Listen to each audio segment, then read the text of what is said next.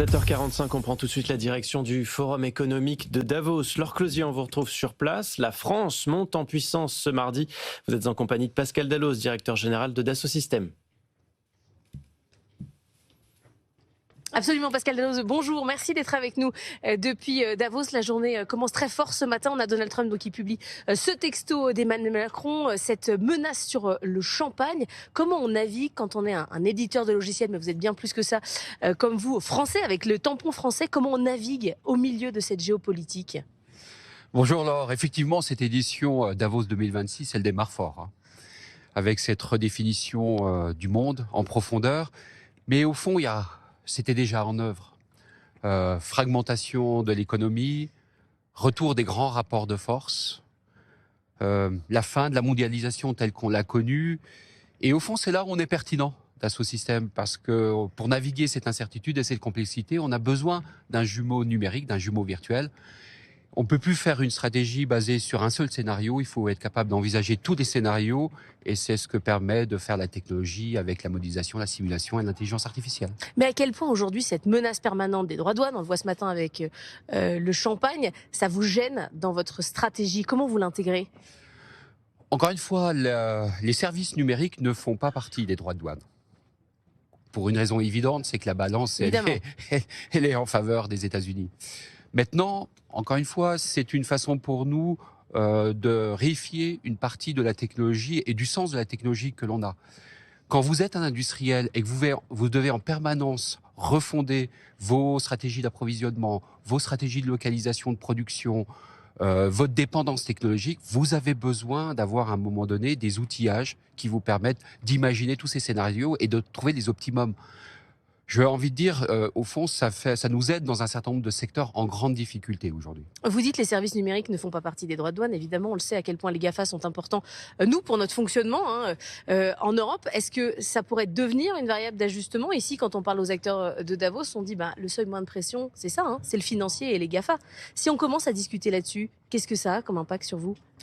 Ça en a, forcément. Mais encore une fois, la souveraineté, c'est pas l'autarcie. Ouais. La souveraineté, c'est préserver ses choix. L'Europe, il y a un certain nombre d'avantages sur lesquels elle peut capitaliser.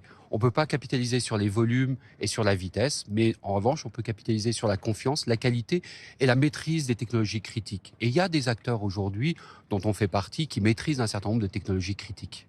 Quand vous discutez aujourd'hui avec vos clients, que vous leur parlerez de souveraineté, justement, de mettre leurs intérêts critiques en Europe plutôt qu'aux États-Unis. On a eu cette conversation 20 fois avec Octave Klaba d'OVH Clad qui dit « Moi, je prêchais dans le désert auparavant ». Est-ce qu'aujourd'hui, vous êtes entendu? Vous voyez des entreprises qui réfléchissent autrement?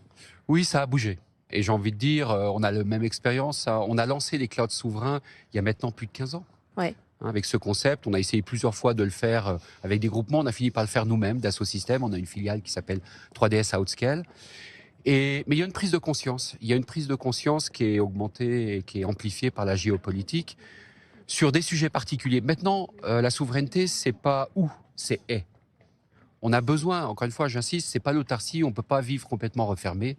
Le monde a besoin de communiquer, mais il y a des éléments sensibles. La propriété intellectuelle, par exemple, est un élément sensible, puisque si, à l'ère de l'IA, c'est l'apprentissage permanent, si vous ne maîtrisez pas cette propriété intellectuelle, si vous ne maîtrisez pas la souveraineté de cette propriété intellectuelle, vous vous exposez. C'est-à-dire que votre message, c'est de dire on n'a pas besoin de tout mettre en Europe. Il y a des données critiques, il y en a d'autres qui peuvent être mises chez AWS ou autres, mais il faut réfléchir à ce qui est critique et ce qui ne l'est pas. Exactement, c'est ça une stratégie industrielle. Et plus que jamais, il faut les rendre robustes dans ce contexte d'une extrême complexité. Emmanuel Macron, son objectif aujourd'hui, c'est de venir parler aux entreprises, des entreprises. Il voulait faire un Choose France Innovation avec des annonces sur l'intelligence artificielle. Juste avant cette interview, je vous ai dit ça va être compliqué pour lui d'être audible là-dessus. Vous m'avez dit oui, mais c'est important, il faut absolument en parler, car c'est aussi la définition de l'avenir. Oui, l'infrastructure numérique, elle devient essentielle pour l'industrie. Comme l'énergie l'a été en son temps, comme les réseaux de communication ou les voies de transport. Et on a besoin en Europe de se doter d'une grande infrastructure numérique. Le deuxième élément à prendre en compte, c'est que les entreprises, elles ont besoin d'une intelligence artificielle un peu différente de celle qu'on connaît aujourd'hui. Oui. Quand vous êtes dans le monde de l'industrie, vous jouez avec, quand vous faites voler un avion, quand vous mettez un médicament sur le marché, vous jouez avec la vie des personnes. Donc il faut une intelligence artificielle qui n'ait pas d'hallucination, qui soit enraciné dans la science, qui soit explicable et certifiable. Et au fond, il y a encore beaucoup de choses à inventer. Mais pour ça, il faut avoir cette infrastructure numérique. Vous dites ChatGPT et Grok, ça va pas suffire, quoi, en gros. Ça suffit pour un certain nombre de choses. Elles sont basées sur la maîtrise du langage. Or, vous m'avez vu discuter hier avec Yann Lequin. Ouais, on vous a vu. C'est une des convictions qu'on partage, c'est que l'apprentissage par le langage, c'est pas suffisant. On apprend aussi en observant le monde. On a besoin de représenter la physique du monde. Et c'est là où la science rentre en jeu, et c'est là où il y a encore énormément de choses à inventer. Et la France, on dispose d'un certain nombre, et l'Europe en général, on dispose d'un certain nombre d'atouts. Dassault est un bon exemple de ça. C'est ça que ça sert ici, Davos, à faire des bilatérales entre deux cafés. Vous avez convaincu Yann Lequin de mettre sa start-up à Paris ou pas? Ah, je le laisserai répondre. Ouais. Mais de toute façon, il aura un centre de gravité à Paris, très fort. Bon, sur les questions d'intelligence artificielle, si on a ce centre de données, encore une fois, on attend une grosse annonce d'Emmanuel Macron cet après-midi. Qu'est-ce que ça change concrètement? Est-ce qu'on se met au niveau, par exemple, des Émirats arabes unis qui ont déjà ce type de structure? C'est important pour nous? Ça l'est. Encore une fois, il y a une histoire de niveau et de vitesse, mais il y a surtout une économie à construire autour de ces grands centres de données. Et c'est là où je pense que l'infrastructure n'est pas suffisante. Il faut construire l'écosystème qui va avec. Je pense qu'Emmanuel Macron et le gouvernement, d'une manière générale, depuis des années, promeut la French Tech. Il y aura un certain nombre de représentants à Davos.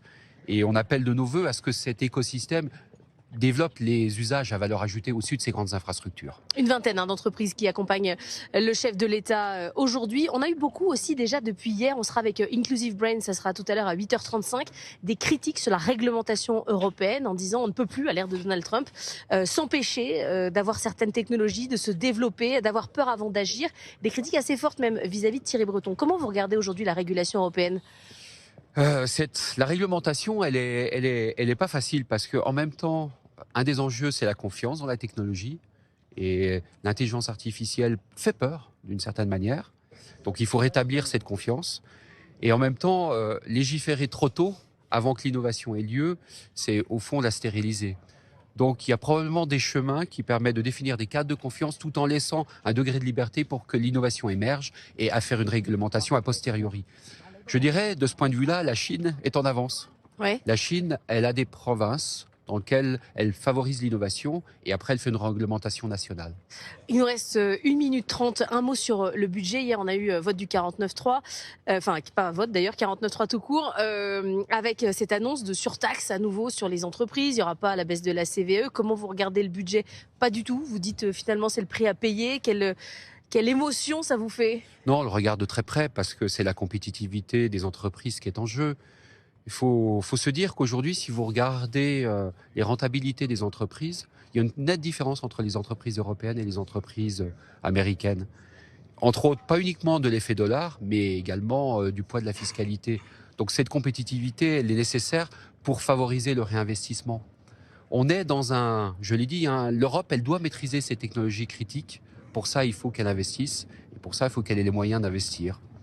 Merci beaucoup Pascal Dalloz d'avoir été avec nous ce matin. Je vous laisse rejoindre le forum. On sera dans quelques instants avec Sylvain Duranton de BCG qui va nous rejoindre. On va parler d'intelligence artificielle et notamment de cette blague qui se dit dans les couloirs. OpenAI qui pourrait faire faillite. C'est possible ou pas? Vous en pensez quoi Pascal? C'est pas possible, mais c'est à surveiller de près. Ah oui, d'accord. Bon.